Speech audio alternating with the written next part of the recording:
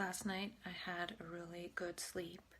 I started to feel kind of sleepy and I was laying in bed and I actually fell asleep shortly after 9:30 and I took the 6 amino acid caps as well as a Benadryl and slept through the whole night. Didn't even wake up to go pee, and I slept about 10 hours and I really needed that sleep after the weekend. So I'm feeling a lot better. And it feels good to have fallen asleep for the first time pretty naturally after being completely off my psych meds. Saturday night was the first night off, and Sunday was the second, and both those nights were kind of difficult, and I had to take a second Benadryl.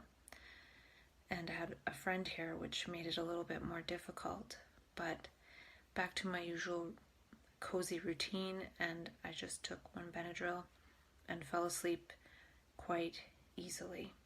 It seems like there's a window of falling asleep between 8:30 to 10:30 that it's good for me to just sort of stay calm and relaxed and ready to go to sleep when I'm ready. So I will be extra careful with that. And I made some notes yesterday after I finished editing my video about new elements to have dialogue about. And one of them is how I've talked myself out of the mental health system, and now I need to perhaps talk myself out of going back into it, or talk to myself to stay out of it. So I could get complacent with the dialogue with myself and figure that I can just keep going and not really have to talk to myself now that I'm out of the system. But the thing is that the usual context of mental health is all around me, and the usual context of society that can actually be quite,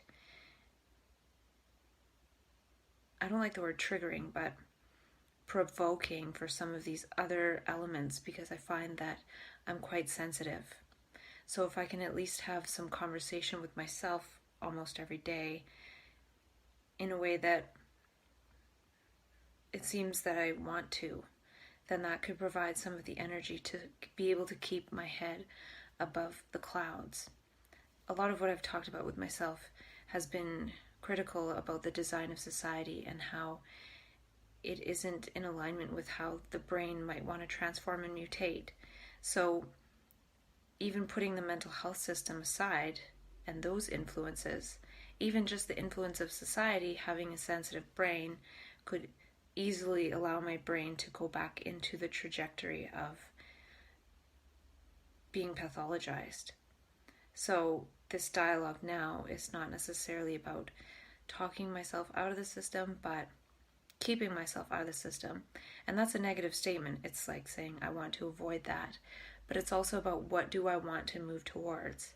So it's not just about talking to myself to be like, don't worry, you're not going to go back to the system and sort of wishful thinking, but also what kind of dialogue does my brain want to have with itself to naturally keep it moving away from the system. And that sounds like a negative statement again, so I'm not really sure what my brain would be moving towards.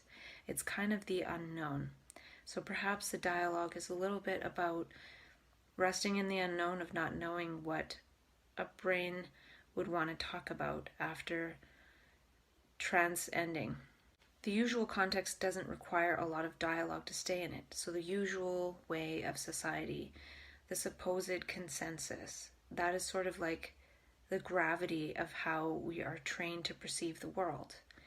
And now after going through perceiving the world through being labeled and pathologized, and now coming out the other side, all that process I went through is still going to influence my way of perceiving. But I see that I have to continue to influence my way of perceiving by having a dialogue with myself, because otherwise the gravity of society and all those factors could easily pull my brain back down and into the mental health system. So there's the thing of having dialogue with myself outside the system and maybe rejecting all elements of the system in my life from now on, and I don't know about that, or continuing to be in some kind of interaction with the system, whether in my work or even just being in society and not even going near the mental health system again could still pull my brain back down into the mental health system and being on the receiving end of services that I don't want. So I can see there's several variables and several factors and energies and influences that by talking to myself, I might be able to almost oppose that force of gravity, oppose consciousness from being pulled down again into that. And I feel like now it's not so much about talking about mental illness or anything like that, but it's actually just about being human. So in a way, I'm no longer a mental patient in that I've moved myself away from supporting myself with medications. I'm not sure if I'll go back to some of the psychosocial rehab type services, but now it's about being human and remaining a human being that isn't seen as one that needs to be poisoned with psychopharmaceuticals in order to be a member of society. And how do I maintain that? And not just maintain it, but maybe there's another level of transcendence. So there's so many different elements that I can see right now. And I was in a conversation today with lots of people, and I didn't really say too much, but I could actually really see what people were saying again. And that process in my brain has been turned off for weeks.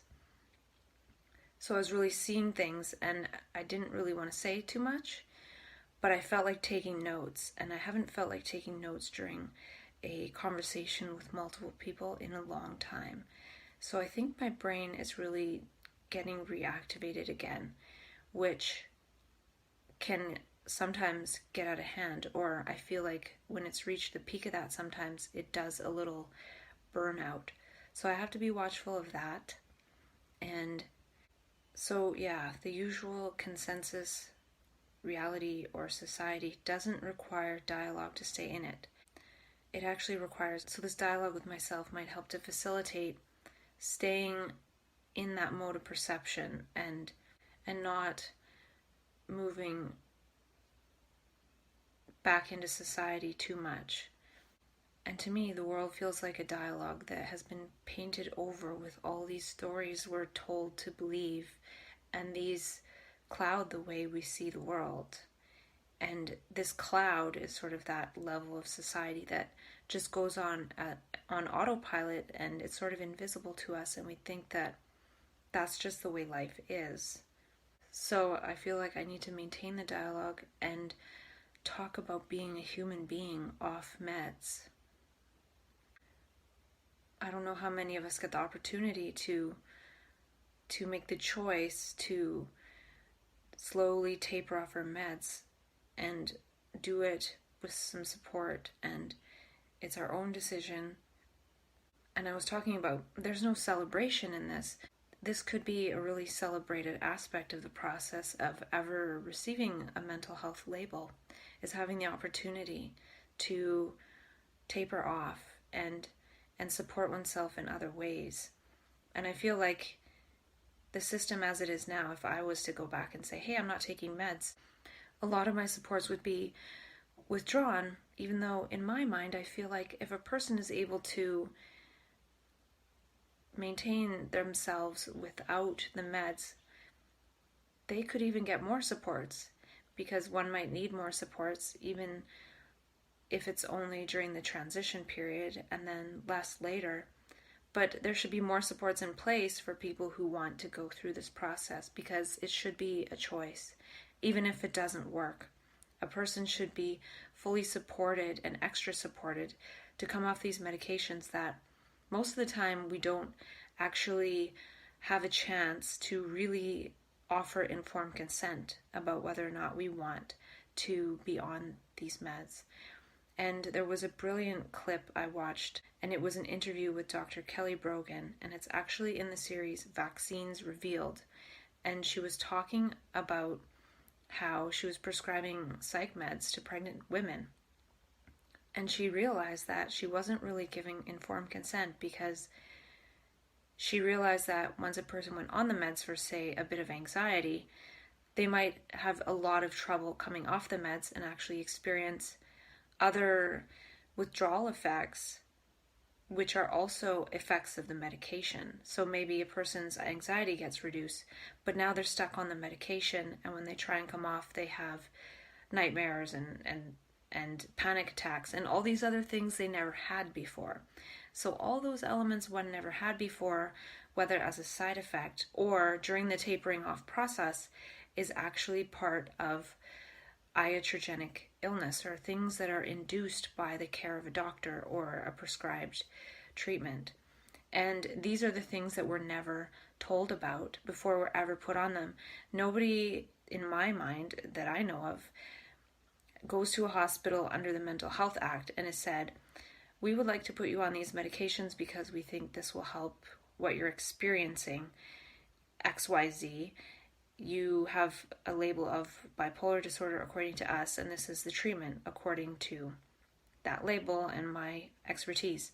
But I want to tell you that if you're on this for more than a week or 10 days or 2 weeks, and I'm just making up these numbers for illustration point, and I'm not a doctor, but they don't say if you're on this for more than X period of time, you're going to have a very hard time coming off these meds. Your body's going to become adapted to them, addicted to them, acclimated to them, and when you withdraw, you might experience all these other effects, which actually, if you withdraw and the doctor isn't well informed, they may interpret as just symptoms of your mental illness and take that as further evidence that you need to be on these drugs indefinitely.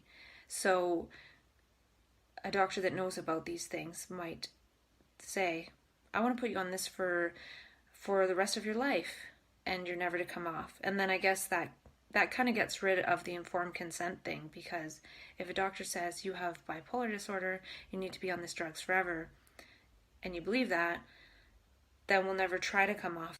So we'll never really experience the full effects of this iatrogenic factor. We'll still have side effects. We still may need to change medications, and during that change we might have manifestations of things that'll just be interpreted as our mental illness and not our body reacting to adapting to new meds or coming off a med that we're addicted to physiologically. So step one, right from the get-go, we're not given informed consent being put on these medications. It's always justified as this is the treatment protocol for this mental illness that we're deciding that you have after 2 days of evaluation or something like that. So that is a brilliant interview. Maybe one day we'll try to get a clip of that to share, or even maybe transcribe it and share it or something, because the stuff that she said is just brilliant, and it was in a perfect package that was quite easy to follow and understand. And when she realized what she was doing by putting people on medications for more than a week or two, it's not very long before the body gets adapted to the meds. She couldn't really do it anymore without providing full informed consent, saying it might be very hard to come off these if you're on it for a certain amount of time. And if somebody agrees to that and says, yeah, okay, I think I really need this treatment like you're saying, then that's totally cool. That's someone's decision. But we're never told that. We're never told that once we're on them, it'll be very difficult to come off, because that's what happens. And it's not the mental illness. They just say, oh, you have to take these forever. And I guess that kind of saves them from ever having to explain informed consent, because just being arrested under the Mental Health Act is almost like saying now you have a life sentence of taking these meds as soon as a doctor slaps you with a label. And that is not cool.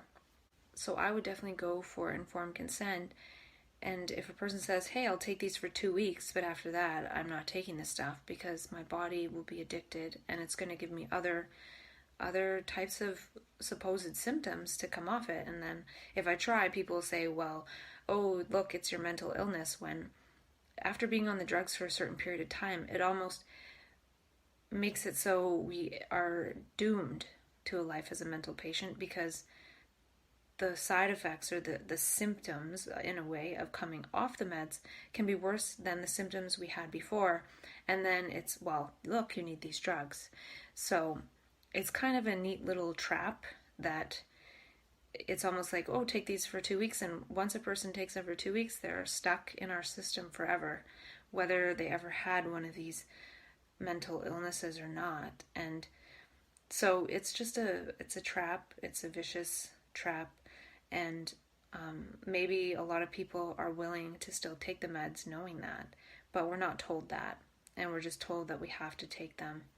And I know someone who was able to escape that and had a long drawn out process, and eventually when the system figured out this person wasn't going to take the meds and not going to buy into the system, they just kicked them out of the hospital, and that person escaped.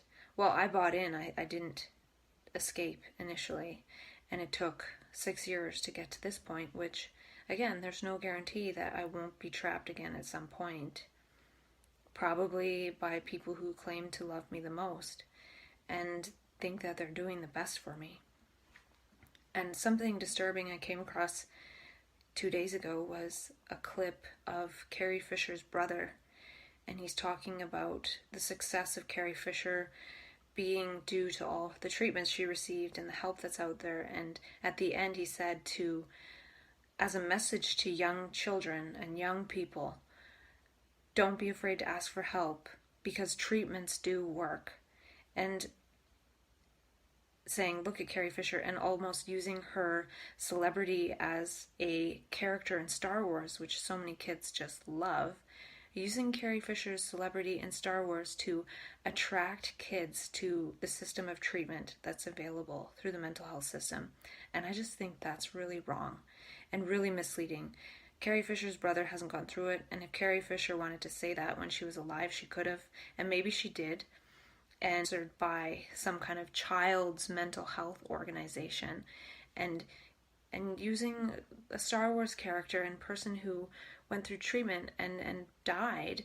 And they didn't say, oh, and she died of a heart attack and that could have been caused by complications due to medication, which can never really be proven, but it is proven in the scientific studies. It can't necessarily be proven in her individual case, but studies show we lose our 25 years. She died at about 60. Women can live to 85 on average-ish, and that's 25 years right there.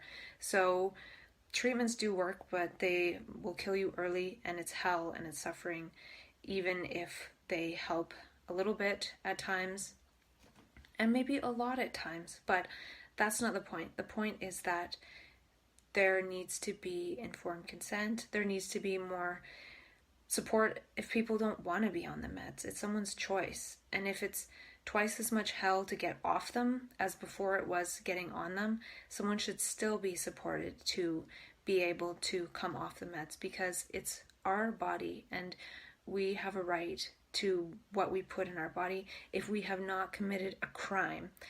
Drugging people preemptively as to think that we have a crystal ball to predict who is going to be dangerous to someone else and they should be medicated because, oh, they could be a danger to someone or themselves, that doesn't fly.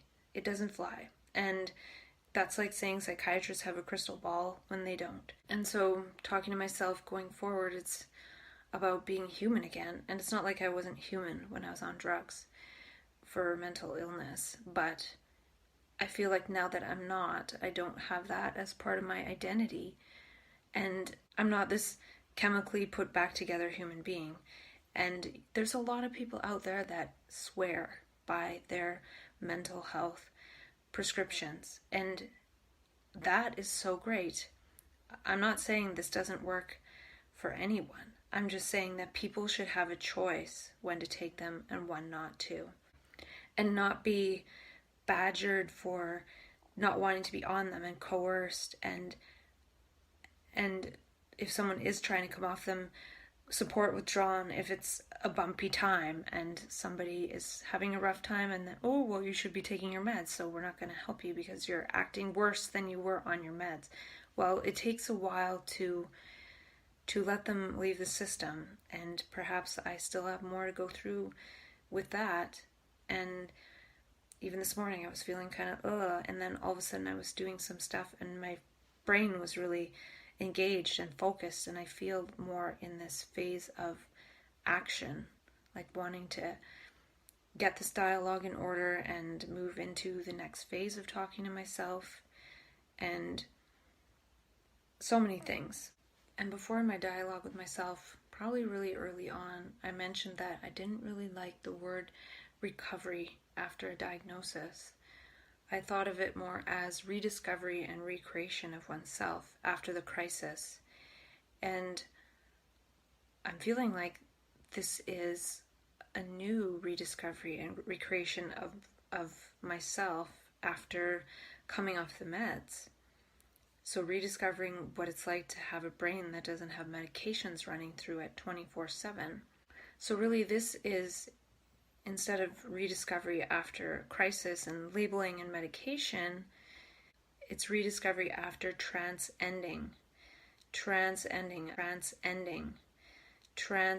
I like this sort of idea of a trans-ending phase. It's the ending of the trans, of needing those types of supports, chemical supports in the brain, and all the support that we get if we agree to do that.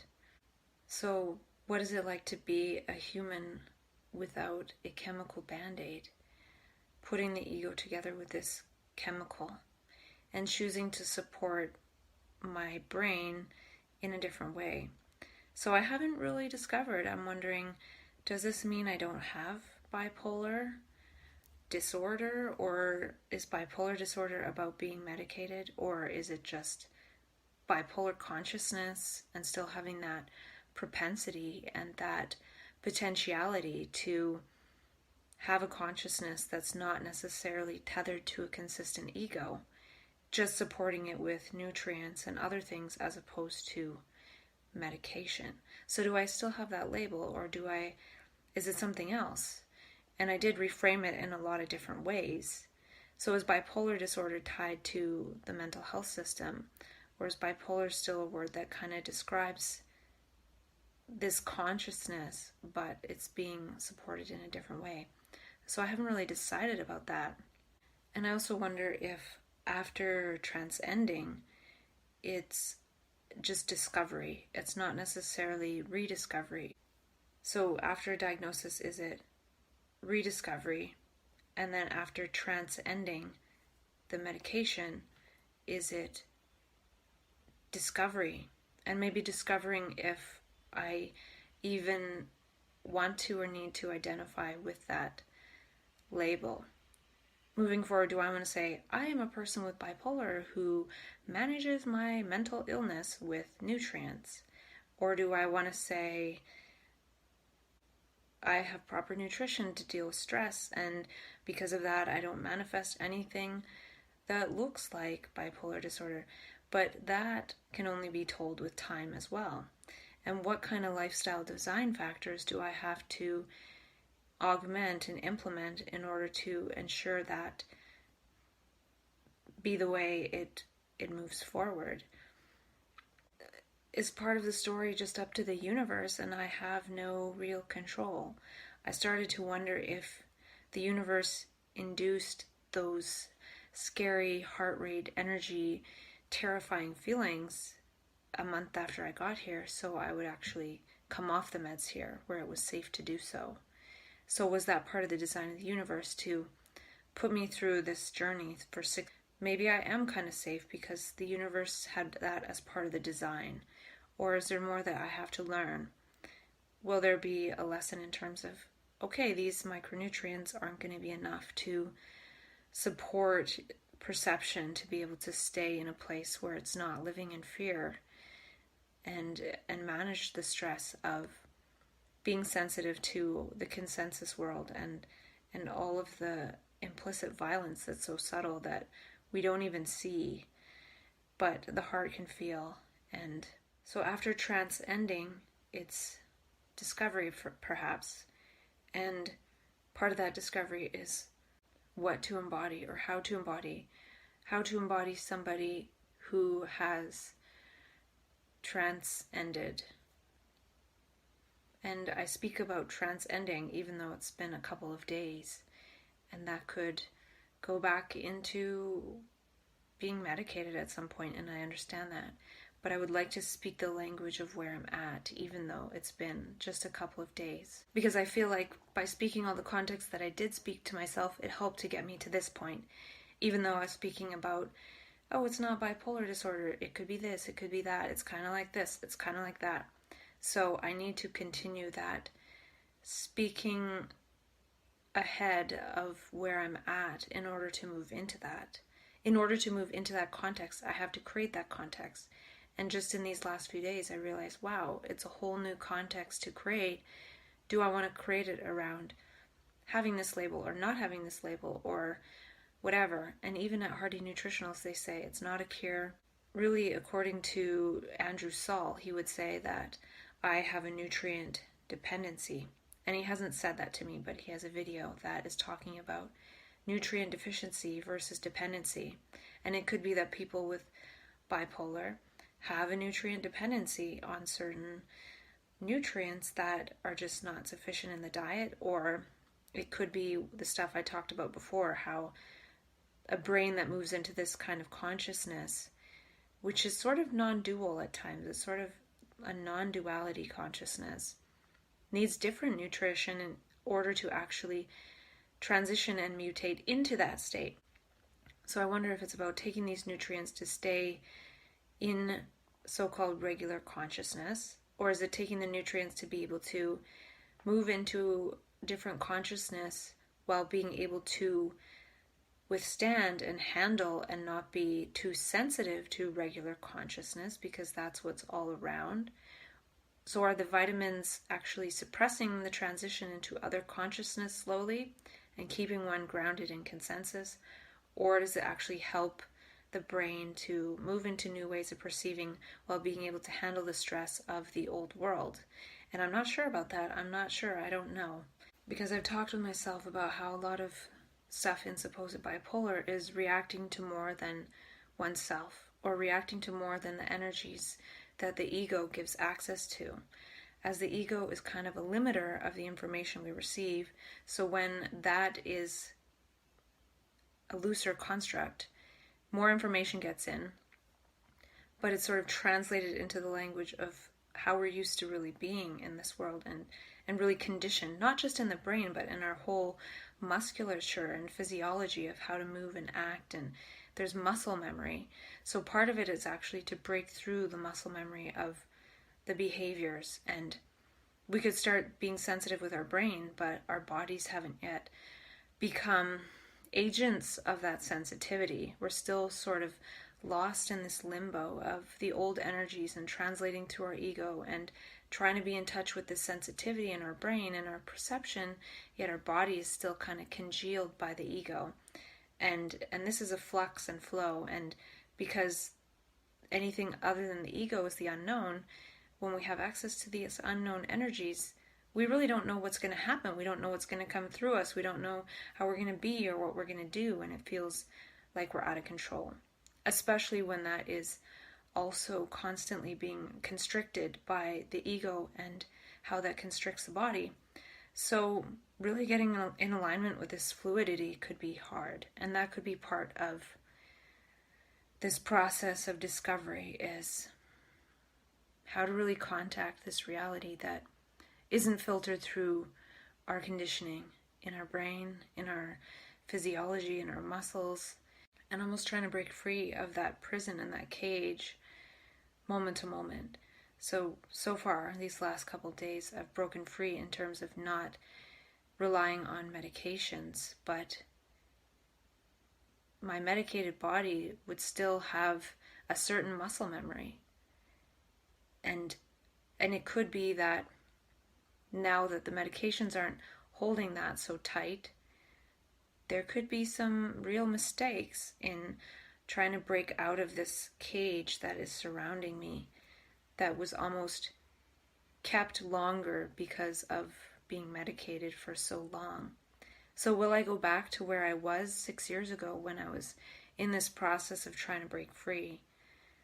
Will there be certain elements that seem to really go back 10,000 steps? And will that be scary to feel like, again, that I've moved backwards and not forwards?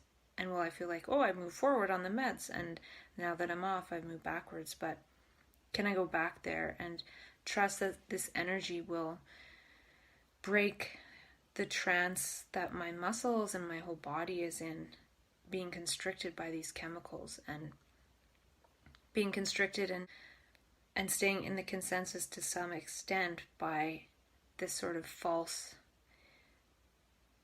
stuff. So the medication is toxic, it's chemical, it's foreign, and it sort of keeps that extreme energy at bay by just lowering the total energy of the organism.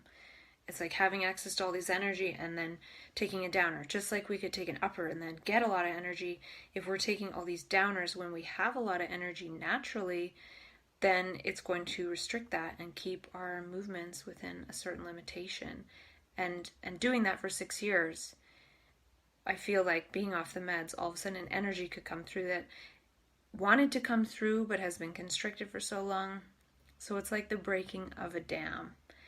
And hopefully with the micronutrients, that won't really happen to the same extent. And I'm hoping that the micronutrients are able to complement and energize and provide capacitance and hold some of the energy instead of moving it through so fast and allowing that energy to do what it needs to do without blowing out the nervous system, really. So yeah, I talked about a lot, but I have a lot more to talk about, and that's just, I think, how it's going to be. And that's okay. I'm talking to myself about things like whether I still have this label.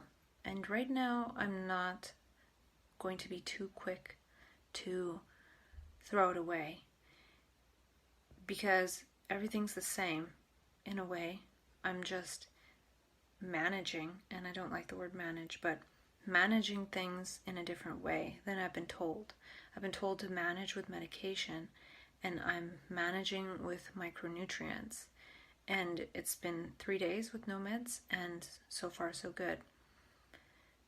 Hopefully these days will continue, and I will just take micronutrients perhaps for the rest of my life. Imagine if I was told when I was taken to the hospital, you have this mental illness called bipolar disorder, but you're going to have to take these micronutrients, these vitamins, for the rest of your life. I think I would have been okay with that. But to be told I need to take toxic drugs with a lot of side effects for the rest of my life, and acting like that is guarantee of a good life, when it's not. A lot of people have trouble with medications or need to change 1,000,000 times.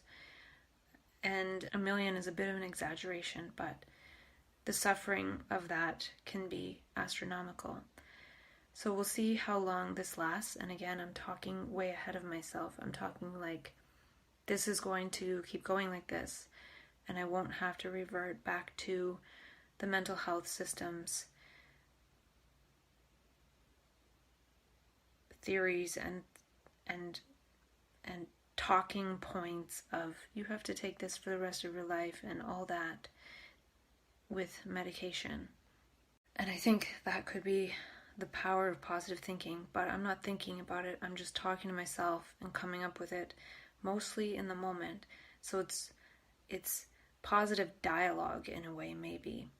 It's having dialogue in a way that moves consciousness towards that which one is having a dialogue about. And that could be the power of self-dialogue, is to reaffirm the context through which one wants to live one's life. And I would like to live my life in the context of not being medicated. And my main reason for that is that I would like my 25 years back. I don't want to die 25 years early due to all the compounding effects of taking these toxic chemicals. Lithium's very hard on the kidneys. I'm hoping that my kidneys are enjoying the last 3 days of regeneration. And even if I'm not able to stay off medication forever, if I get thrown back in that system by my family or my friends because I can't see myself doing it myself, if it's outside my own volition and I get thrown back into it and medicated, then at least I gave my body a break for some period of time, and know that it is possible to be off medication even if it's for a short period of time. Imagine if people could manage with something like micronutrients and then take meds only when very necessary. If more stress comes up or more trauma happens and they're needed temporarily, sure. But to say that one needs them every day, there's a lot of studies out there that says medications are helpful for 2 weeks max. And after that, in the long term, people who don't take medications actually do better in every factor and area of life. And the crappy thing is that once a person has been convinced they need these meds, after 2 weeks, they're probably stuck on them forever. So even if they might feel like they don't need them, when they try to come off, they'll feel like they might need them because they'll feel worse than ever. So I don't necessarily think the micronutrients are a cure for bipolar. The people at Hardy Nutritional says it's not a cure. So I'm not saying that I'm cured. I'm saying that I'm using something else to support myself. Micronutrients instead of toxic drugs. And it doesn't mean that my brain doesn't have the same propensities or dispositions or worldviews or perceptual capacities. I'm just choosing to manage it in a different way, and that should be my choice. And I don't give my consent to being medicated for more than 2 weeks. And that's it. That's all there is to it. So there's got to be another way, and I found another way, at least for now. And I wonder if I will be supported if I share, not just supported in the system, but supported with how people feel. And I don't even think they'll be able to, because they'll just react immediately and think, this person has a mental illness, they must be on drugs, because we've all been brainwashed, whether we're on the drugs and labeled or not. Our family members can make it worse by thinking that that's what we need forever, because that's what makes them feel safe. Because even if something does go wrong, they can just pass us back over to the mental health system and they'll fix it. Even if what the mental health system does to us is causing a lot of it in the first place. And I wonder why this is a scary thing, why it's a scary thing to have come off the meds and feel like this should be a celebration. People should be thrown a trance and dance. One has transcended, and where's the party? But at the same time, I feel like right now I will keep the celebration private, and I will celebrate each day that I'm not on medication, because it's not a guarantee that I'll be able to keep this up. And I'm wondering what factors will be in the way of whether or not I am able to keep this up. And that is part of this discovery phase, is really discovering what I need to remove from my life to be able to continue to not take meds. Because I'd rather remove 90% of the things and people from my life and not take meds than take meds to remain in an insane society and what my nervous system finds to be inane in its new sensitivity without medication. So if my nervous system is telling me this isn't right for me, I could take a pill and move further into it, or I could just say, peace out, sayonara, I don't need this. So I will for now have my own trance and dance, and who cares if no one ever knows? I guess the real gap is being aware of what I need to remove. So if there's somebody around me that's kind of bugging me and I'm sensitive to it, and they know about my diagnosis and things, if I remain around them, I might start acting upset and angry, and then they'll be thinking, ooh. And even if they don't know that I'm no longer on meds, I know. And so I might feel like I can't be around this person because I'm too sensitive to certain things, and I don't even exactly know what they are, perhaps. But moving away from that might save me from building up an allostatic load of stress. Building up that allostatic load, and hopefully I can go back to some of the terminology that I learned from other people, such as Dr. Daniel Siegel and others, as well as some of the terminology and language I created with myself. I did that in order to move myself out of the trance, and can I do that to continue to move myself further away? And the further away I move, does that protect me? If I keep the mental health system close in some way, does that actually hinder the progress and the process? I really don't know, and that's yet to be seen. And when I go back home, will I continue to work a little bit in mental health? And will that actually be a bad decision? It could be. So it's interesting to have so much support and cheer and things when I share my story while I'm taking meds. And now that I'm not taking them, feel like I'm kind of alone. The one thing with having a mental illness diagnosis, even if one experiences some stigma or not, there's still a lot of people who are paid to smile and nod and say, you're doing the right thing, you're taking your meds, you had a relapse, and you got sick, and all these things, and sort of pat us on the back along the way. And I'm not saying there's anything wrong with that, but there's a whole system designed to keep us thinking that medications are good. And if we do take them, then we get all these good services and support. But by not taking the meds, we're almost saying, I'm not mentally ill, or whatever, and then one doesn't get any support. So the supports come with medication. Medication gets one support, and at the same time, they can cause a bunch of stuff that might actually lead to stigma because of how we can't think straight half the time. We can't see straight. We can't read. We're shaking. We can't do the same quality of motor skills because we're drugged. And then it's hard to be employed and all these things. And, don't stigmatize. They have a mental illness. When a lot of those factors that actually get stigmatized are because of the drugs, not this supposed mental illness. So no wonder they invest a lot in these anti-stigma campaigns, because they're basically saying don't stigmatize the side effects of our medication, not don't stigmatize the mental illness, because almost everybody that has a diagnosis of a mental illness is on the meds. And all of the things that are side effects and are manifestations of being on the meds, not just having this so-called mental illness, but being on the meds always come with the mental illness label. That's what they're saying, don't stigmatize. Because after being medicated for 2 weeks, it's hard to get off the meds.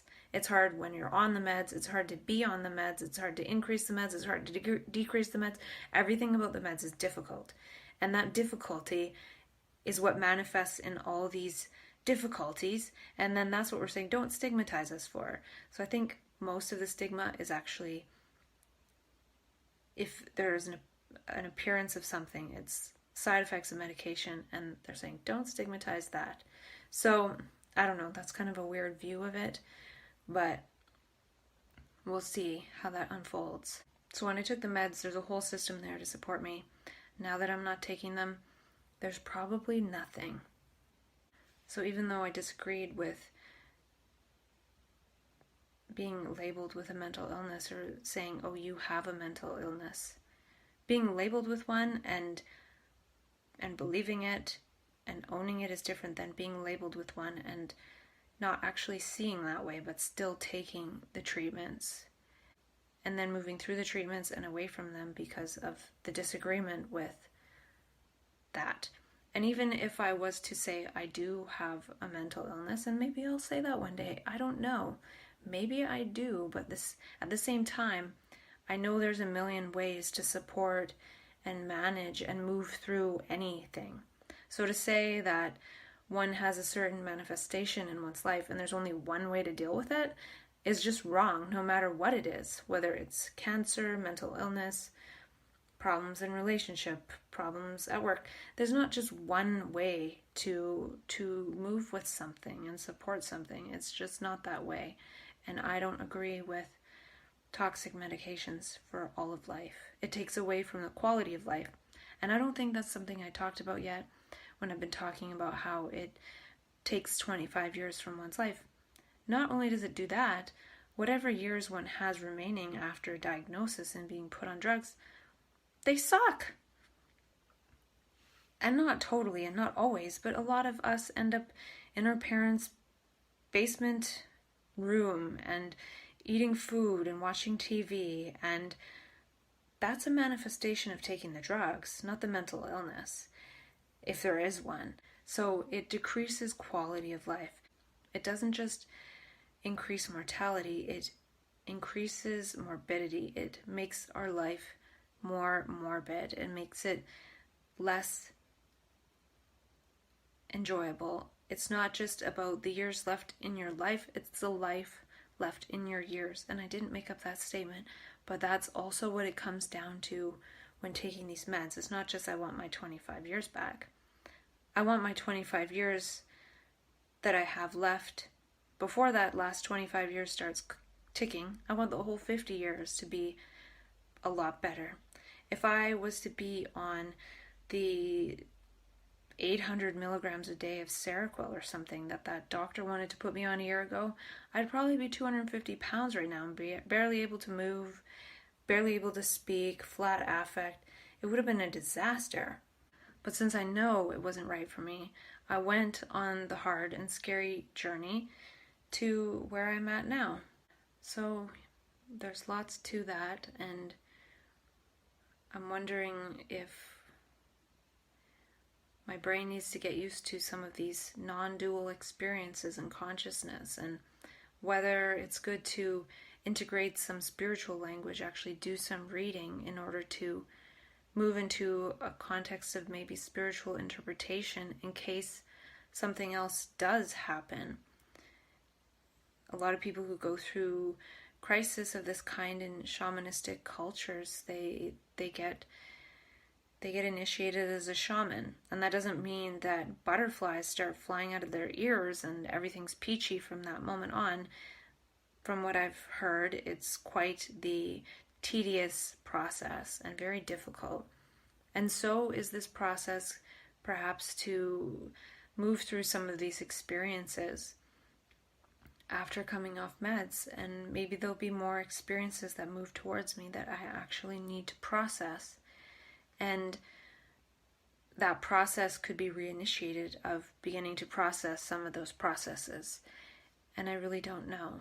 And will I revert to a fear mentality, or will I be able to be with some of those energies? And I've talked about how it seems like some people get sensitive to way more energy than just beyond what we're usually used to. And the translation of that through the body in everyday life can be a bit chaotic and can manifest in very chaotic ways, and it can be difficult. So maybe those difficulties will come back more. I don't know. And do I need to maybe read Stan Grof's book, The Stormy Search for the Self? I did read some of that before. Do I need to go back to some of that too? A lot of the language that some people have been through these crises and moved through it in a spiritual context have done. My context with myself has been more around moving out of the mental health language and creating my own language. But at this point, would it be helpful to move into some of the language that people created? And I did read a little bit of that years ago, but through this process, I've been mainly focused on just the dialogue with myself and what that creates. But would it be a good safety net to really get with some of the other stuff that people have said? And Sean Blackwell has created that great series, Bipolar or Waking Up. And I remember watching that again, perhaps earlier this year or later last year, and thinking, wow, I resonate with everything he's saying. So can I remind my nervous system of those, so then it can be called upon in those moments? Can those associations happen in those moments where I need something to associate with in order to save me from the associations of mental illness and the mental health system? And we're so programmed to believe in all those things, even if we've never been labeled that. If something did happen, we might think, oh my God, I'm going crazy. This must be a mental illness. When if we only had this other, say, spiritual context, if those things happen, we would think something spiritual was happening. And that's one of the reasons why in the beginning I never thought, oh, I have a mental illness. I thought spiritual things were happening because I was reading spiritual stuff. Or could spiritual stuff, the reading of spiritual stuff, actually provoke some more of these experiences? And maybe I just want to stay somewhat grounded and not invite that back. And I think part of this process has shown me that it's difficult to actually read things that are out of place in the moment. Reading a book written by somebody else 20 years ago on their experience 30 years before that. So it's really moving consciousness away from the present moment. And that's why I like self-dialogue, and it could be important for people with this bipolar disposition, or whatever you want to call it, to remain in the moment as much as possible, because we have access to so much more information that if we really get with the moment, we can harvest the information from the moment by having an insight into something, writing it down and extrapolating that, instead of looking at other people's insights and then getting the brain all confused and being able to see other people's insights from other places in time, which can kind of transport the brain to other places in time and get it a little bit confused about where it is and what it's all about. And so yeah, it could be important to just stay mostly with my own dialogue, at least for now, because other things really stretch the brain.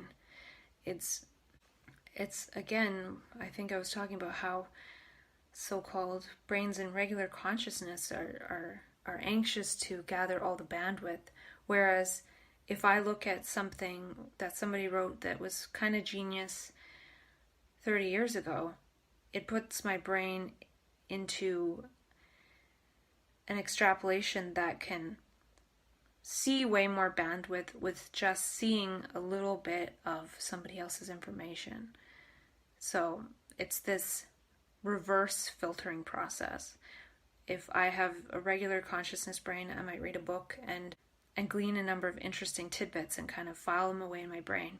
But if I have a reverse bandwidth brain, it actually creates a lot of bandwidth from reading a little bit of bandwidth, instead of reading a lot of bandwidth and retaining a small amount of bandwidth. So knowing that, it's sort of important to be kind of a creator and not just a consumer and reinterpreter and mixing around a little bit of what other people said and taking it on one's own. So it seems that I have bandwidth anxiety in a different way. It's keep the bandwidth away from me, because that will just make my brain see way too much, way too quickly. And it creates its own bandwidth related to that, because it can really see what the other person is saying. And when it can really see that, it can see much more beyond that, instead of just saying yes and no to what somebody's saying, really seeing it. Whether not just saying, oh, I agree with that statement, I disagree with that statement, I agree with that statement, I don't like that statement, that doesn't make sense, that makes sense. Really, really seeing. It's a totally different dimension. So back to what Carrie Fisher's brother said about seeking treatment for children and children seeking treatment, and it's a message for children, and how treatments do work. And they kill you 25 years earlier. They do work at that too.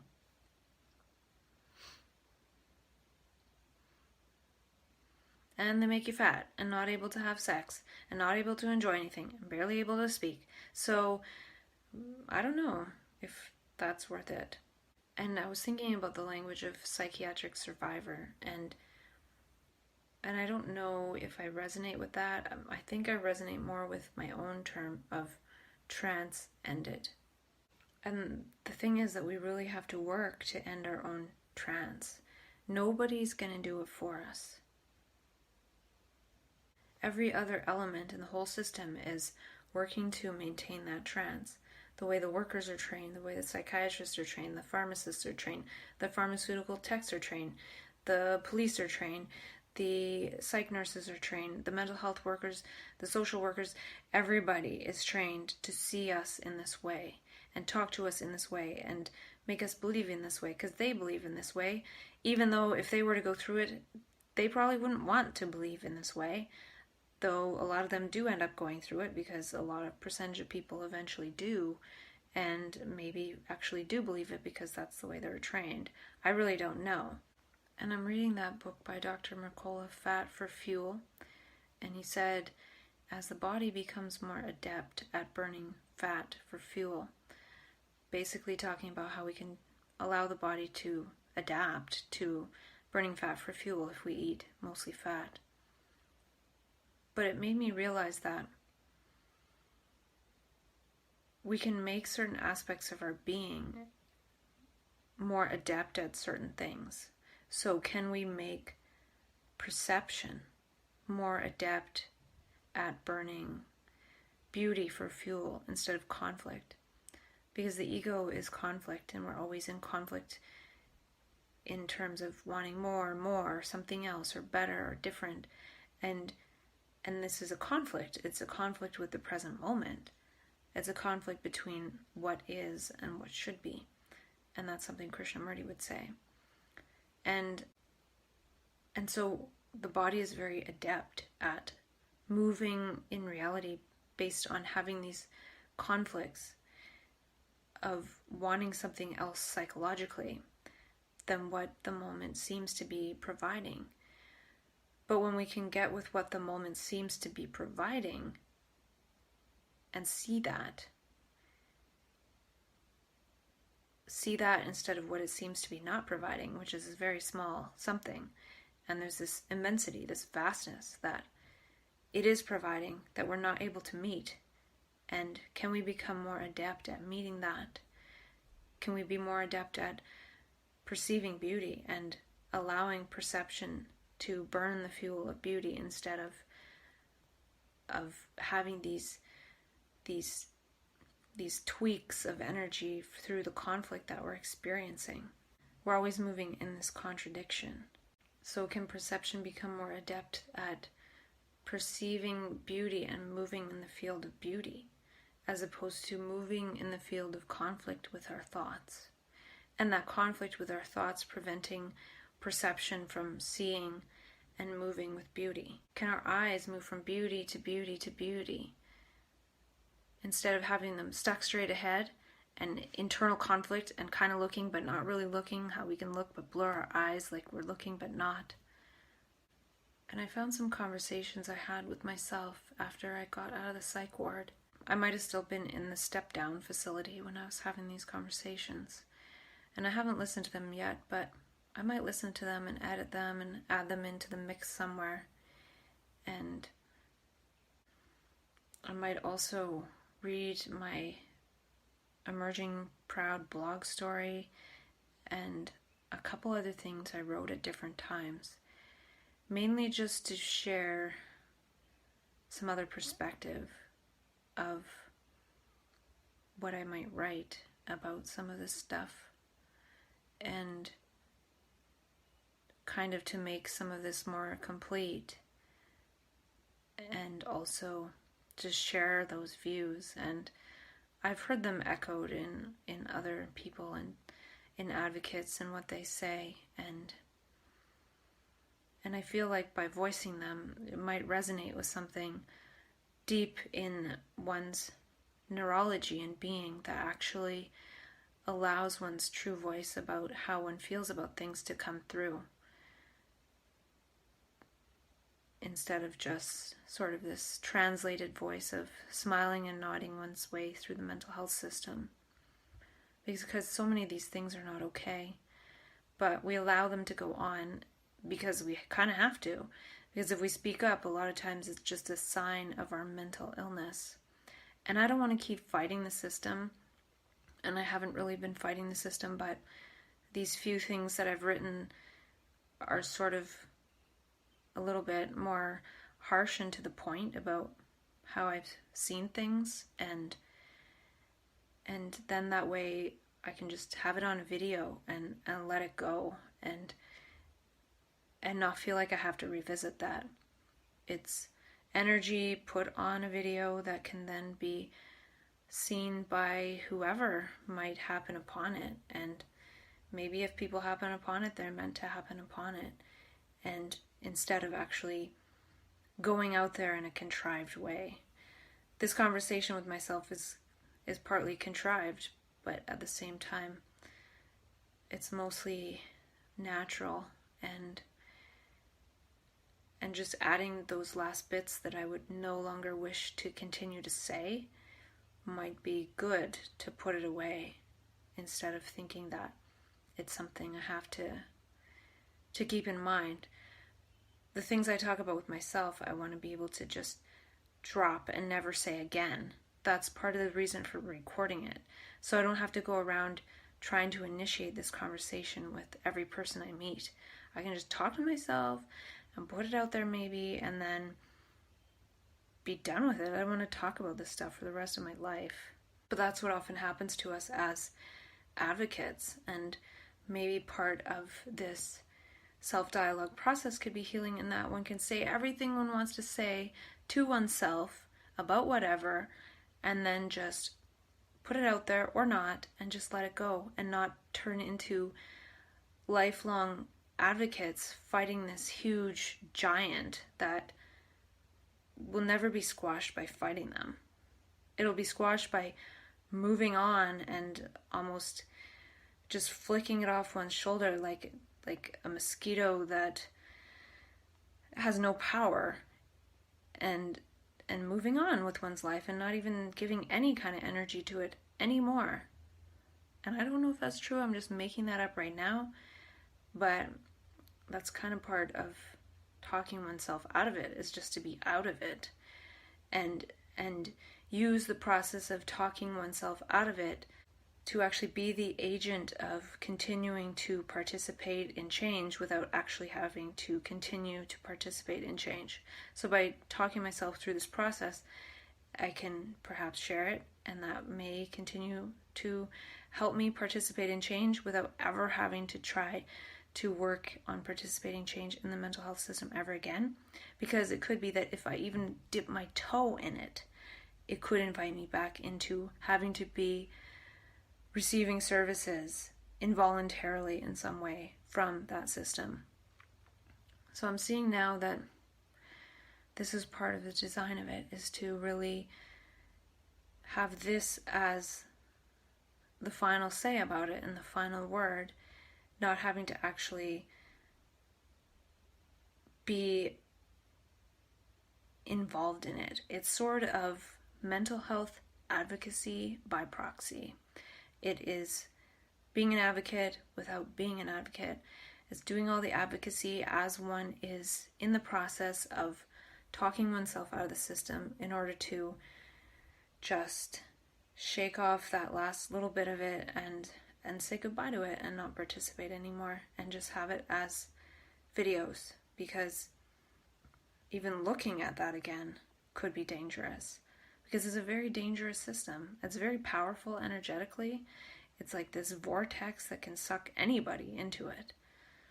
And maybe these conversations will keep going on, and maybe I will keep talking to myself and just eventually not talk about mental health. Or maybe one day I'll just stop deciding to talk about mental health altogether, or talk to myself altogether, and maybe I won't talk to anyone in person about this. Maybe I'll just refuse. It's not part of my life. Or maybe this will invite conversation and I'll continue to talk in some kind of way. And who knows what's going to happen. And it looks like after this I have some extrapolations that were from the few days before I finished coming off the meds, and I'll go through those and then maybe read some of that other stuff and just continue to talk to myself about being off meds and what that means moving forward. And some of the extrapolations I wrote, life can create words, but words cannot create life. And it seems like we're lost in words. And in this process, it feels like This being in consciousness is more in contact with life.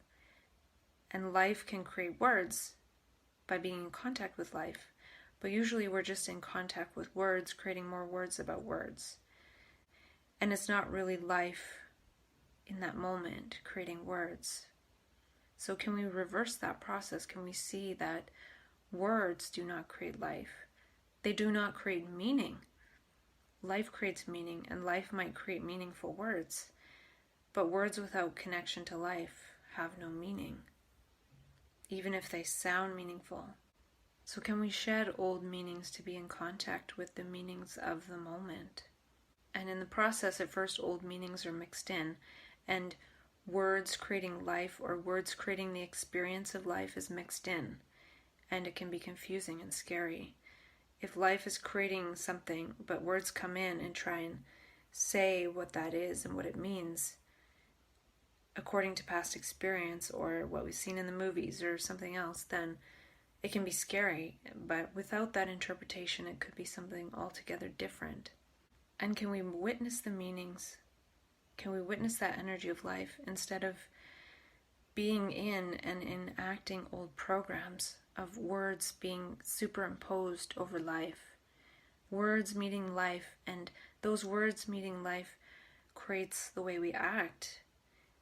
Whereas life meeting the life of our being can create our words and the way we act, and it's completely different because it's meeting the life of the moment. The moment is life. The moment is all of life. There is no past or future, and this moment right now contains all of life. Yet we're meeting it with this tiny fragment of words that we've picked up like a fishnet accumulating garbage as it's dragged along the sea floor.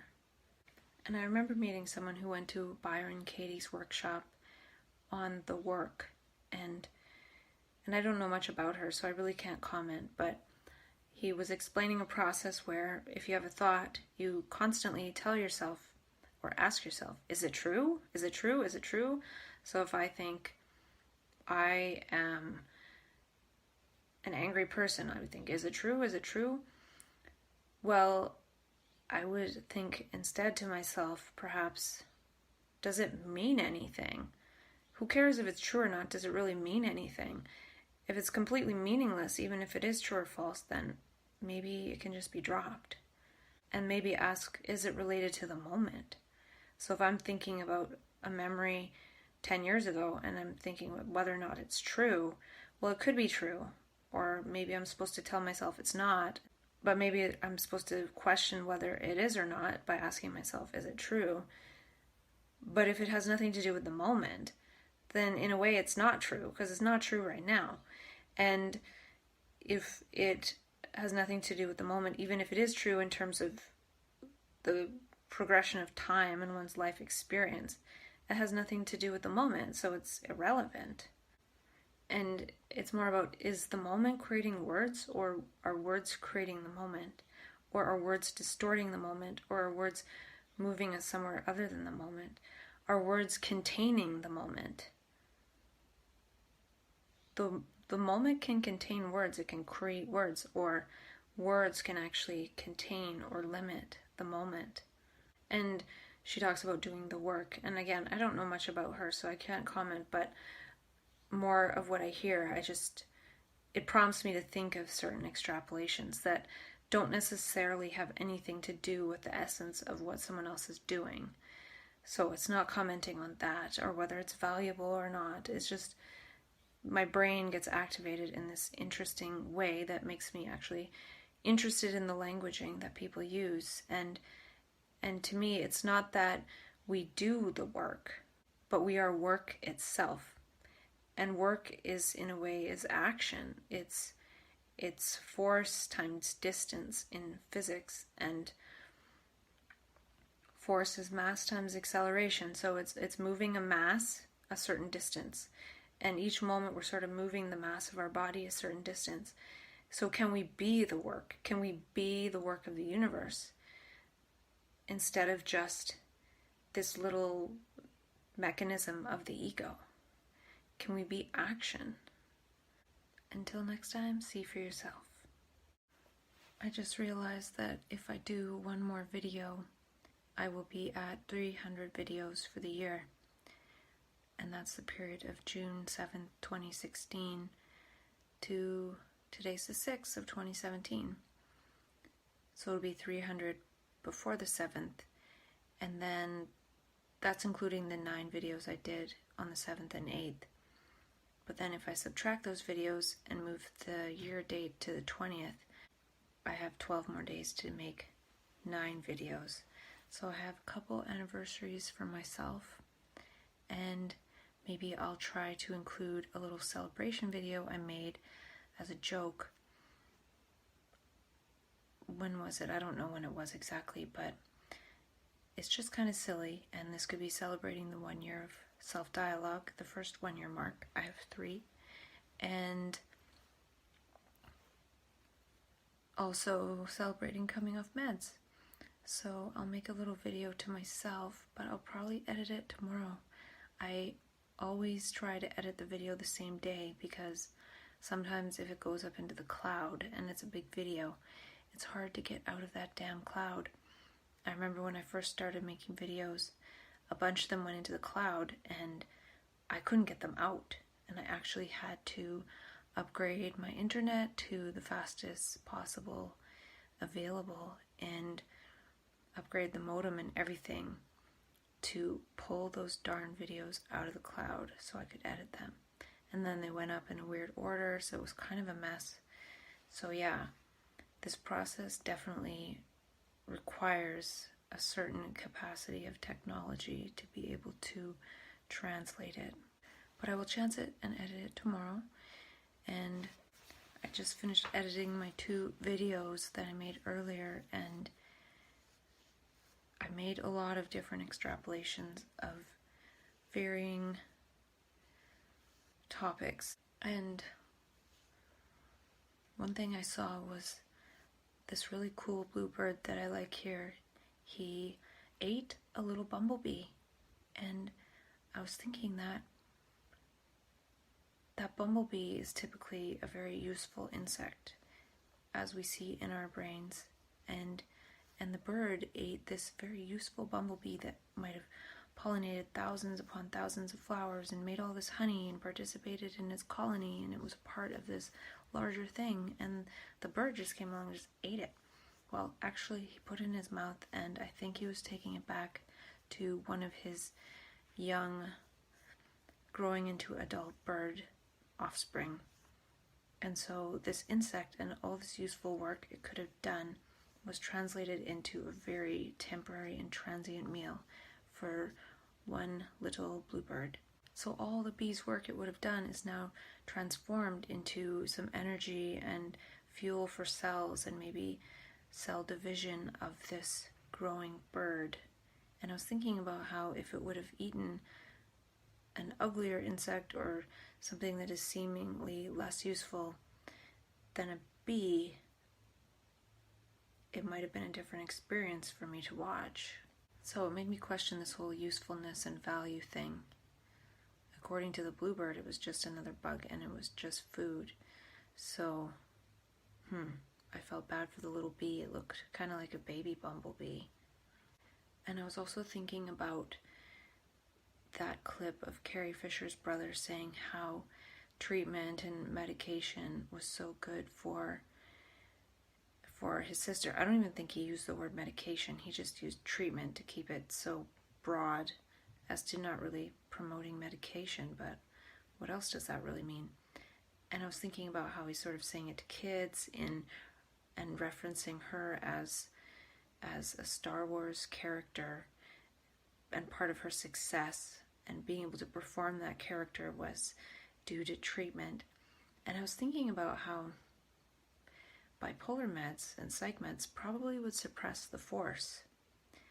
So if a psychiatrist came across Luke Skywalker training with Yoda to learn the force, Luke Skywalker probably would have been medicated, and we would never have the Star Wars series. And then Princess Leia would have never had a part to perform. The psychiatrist probably would have said, I don't see any Yoda. What are you talking about? You're hallucinating.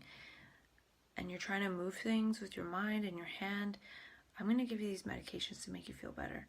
And that's kind of what I feel like was done to me. There was this energy and this sort of power moving through, and that was translated into a meaningless mental illness. And Luke had Yoda in order to learn the Force. And we, as people who get access to this force of energy of the moment, this other energy, this other dimension, we don't have any Yoda trainers to help us. And maybe we need some kind of Yoda influence in order to master these energies, because just like Luke with the dark side of the Force, there is a dark side to these energies when we let our anger and things translate the energy of the moment. So as nice as it is to say that it was helpful for somebody, it also suppresses certain things that we know little about, and we never will know much about until Yoda comes to Earth and starts trying to help train us up. And another thing I thought of, and I was also feeling like hopefully I won't keep talking about this kind of psychiatry stuff, because I'm not completely anti-psychiatry. I could have done a lot of videos along the way when I was having so much fun in the system, and I didn't. I'm doing it more in this transition phase. So luckily I had 99% positive experience in the system, or maybe 95, but somehow that 5% is fueling a lot of this transition and transformation and dialogue. Luckily, all the positive things, I just got to bask in the moment of that and be in it in real time. And when it's so fun and enjoyable and energetic, there's nothing to talk about. There's no energy to process outside that moment and talk about oneself with. It's just this effortless flow. So most of it was wonderful, effortless flow with wonderful people inside the system, outside the system, friends, family, colleagues, workers, psychiatrists even. People are people. And that's the thing. When I'm talking about this and depersonalizing it by saying psychiatrists and this and that, those people are people, and they have so many other dimensions in their life that I'm sure are wonderful. And all the people that I contacted with those labels of psychiatrist or mental health worker, they're all amazing people, barring just a couple that I would not wish to contact ever again. But they're all amazing people, and they made life so wonderful that there's nothing else to talk about than just being so immersed in the beauty of life. And I'm so thankful that 95% of my life was like that before I started talking to myself and before I had that bad experience in the psych ward last April. And there was nothing to talk to myself about. It was just living life.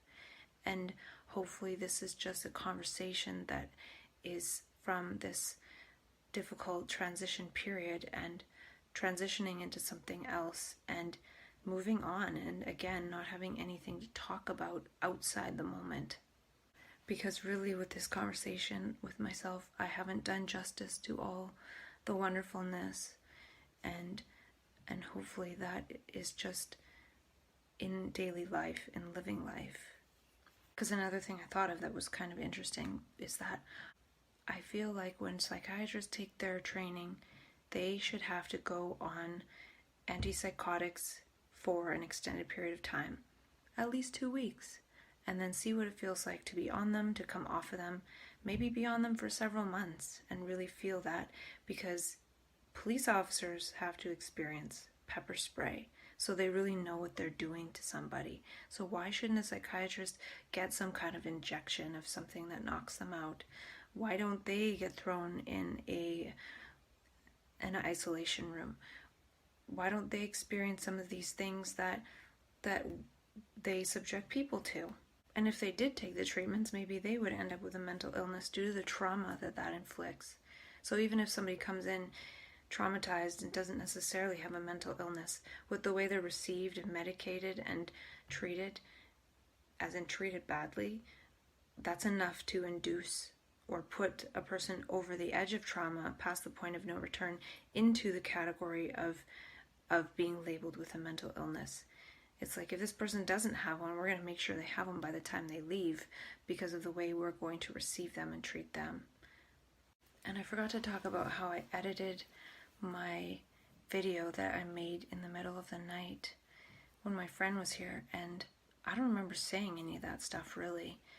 I talked about taking the extra Benadryl, and I remember in the video I made after that, but I hadn't yet edited the night video, I was talking about how I don't think I took that extra Benadryl that first night, but I did. And I don't remember actually experiencing any of that weird nauseating feeling that I had as a child that night, but I talked about how I was experiencing that. And so that was interesting, and I talked about a bunch of other things that I don't even remember right now, but